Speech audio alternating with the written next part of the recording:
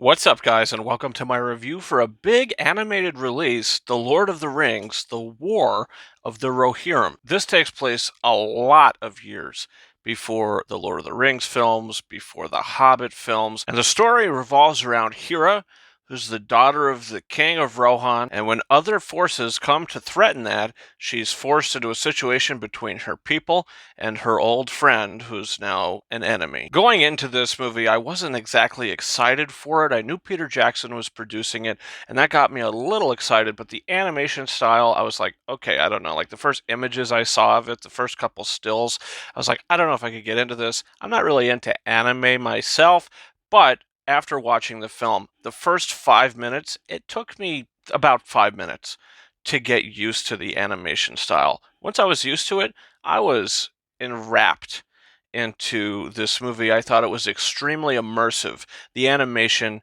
is gorgeous. The character designs are great, but when the characters are closer up, you see more details. When they're farther away, there's not as much details in their face. I don't know if that's how it is with anime. That's how it is in this film. The score of the movie fits right in to the Howard Shore scores for the Lord of the Rings films and the Hobbit films. The music is great. It uses a lot of themes from the original Lord of the Rings trilogy. The new themes are great. The new battle themes are great. And this film fits right in to those other Middle-earth films by Peter Jackson. The tone is absolutely there. I think that the story is really strong and really powerful. I really like the lead character and the emotional journey that she goes on. What they do with her father, the king, in the middle of the film is a little questionable to me, and I was kind of like, okay, it's not my favorite part of the movie. And I think the middle of the film as a whole wasn't my favorite part. It did slow down a little bit in the middle once you get to a certain place. I don't want to spoil it, but once you get there and these people can't leave, you're there for the rest of the movie. So until the big final action sequence, it does kind of slow down. The animation of the animals, the elephants are terrifying. I thought that the eagle up close was terrifying.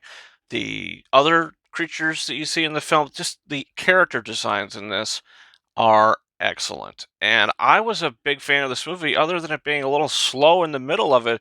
I loved the Easter eggs. I loved the familiarity. You know, it feels like those movies. So if you're a big Lord of the Rings fan, you're going to go see this.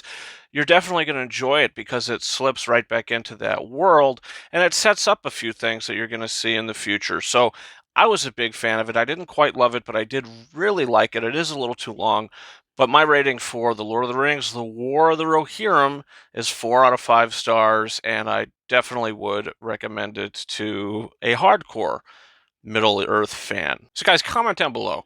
Did you see this film? Do you plan on seeing it? What's your favorite live-action Lord of the Rings film? What's your favorite Hobbit film? Leave that down below. Also, don't forget to hit that subscribe button. I've got a review for Maria up now. Angelina Jolie plays Maria Callas, the new biopic drama.